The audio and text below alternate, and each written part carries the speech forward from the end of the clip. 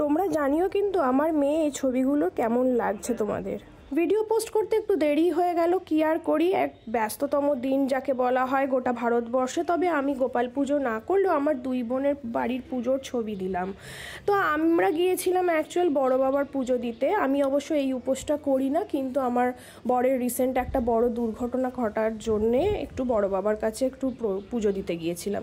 সেই কারণেই মার্কেটে ফল ফুল কিনতে গেছি, যেন মনে হচ্ছে ছ্যাঁকা লেগে যাচ্ছে।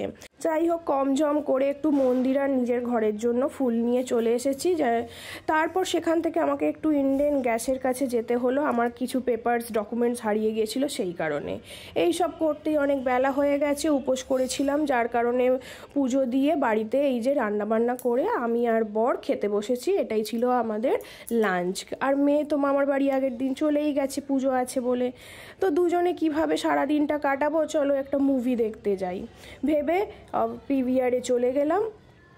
সেখানে এই যে নরসিংহ বলে যে মুভিটা বেশ ভালো লাগলো। হল তো একদম পুরো ভর্তিই ছিল। ফেরার পথে বরকে বললাম আজকের দিনটা আমি অন্তত বাবার বাড়ি যাই, কেন কি পুজো হয়েছে বলে কথা।